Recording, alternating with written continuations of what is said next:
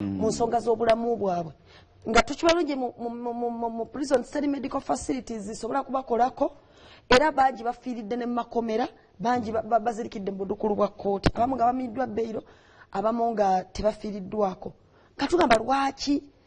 ekintu kino tugera kikyusa tutya mu gavumenti empya okulaba nti omuntu ne waba agenze mu kaduukulu nga kyali suspect abanga at least afuna medical treatment esaanidde okuva ew'omusawo we so embeera honorable Alan Ssewanya gyalimu ne honorable Ssegiriinya Muhammad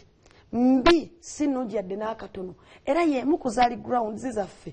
ku bail application e Masaka okubeeyimirira yes nti bali mu mbeera ey'obulwadde ng'abasibe abalala be tutogeddeeko abali eyo abasafaringa ne bana ababaka bali mu mbeera ensi bali twalita n'empapula zaabwe nti honorable Ssegiriinya Muhammad alina problem ku kidney alina renal failure kidney issues abeera akeberebwa buli ddakiika n'okubeera nga ajjanjabirwa ali ku constant medical treatment alina hypertension oba kyoyita pressure ne tutunulira honorable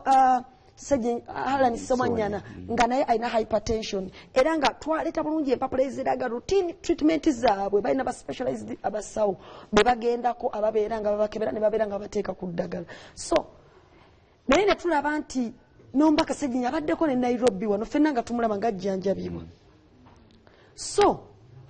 neeba nga yeemu ku nsonga nti kabafulume yona Muhammad Ssegiriinya yes bagende nga bafuna ku treatment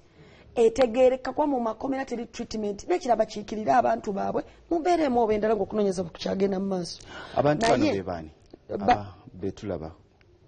ozogoberera ebintu bino abantu abo kati mwe basemberera nnyo be baani ababeera wabweru wa kooti oluusi ne wabweru w'amakomera no abantu bano ebiseera ebisinga babeera either mu uniform eziraga nti ba security eya Uganda abamu babeera mu layers abamu babeera mu leya nga tebambadde engoye zonna abamu babeera nga abakazi nga balala basajja nga beetobeso kati n'olunaku lwajjo we twagenza okugirayo omubaka wabaddewo aba LDU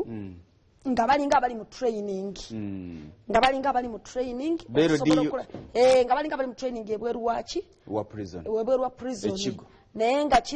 nga twagenza okukyegendeza ntugamba nti wantewayinza kubanga training yekola ki yeriwo so netubeera nga nabo twabeekengedde so wabeerawo aba LDU n'abantu ab'enjawulo so abantu bano balabikira mu kifaananyi nti bonna bakolera security ya Uganda naye nga bajjidde mu bifaananyi eby'enjawulo naye ekisinga okutwewuunyisa nti lwaki tebagoberera mitendera gy'amateeka nga bakola emirimu gyabwe kubanga obaako ge mateeka agafuga security mwe temugamanyi nedda anti kakati tuyina semateeka constitution ffenna bayinza okuba nga balinawo kasemateeka akaabwe anti tuyina semateeka wa constitution gwe tulina okufolowinga ffenna we are not above that kyobola nti buli akikola ng'alinnyeko ebbali ensi kwe kuwawala kuno kw'obulira ewawala kubanga eddembe lyonna eriri mu constitution katonda yaligarantinga bano ba legislators abatula mu assembly eno okukola constitution review constituent assembly yakola eno gundi constitution bakwata bukwasa eddembe katonda lyali yazaala n'abantu ne balisamuli era kyobola mu constitution bagamba ti eddembe ery'omuntu eriri mu constitution gavumenti si yeerikuwa katonda aba yalikuwa nga wazaalibwa nalyo naye bo balina kukuuma likuume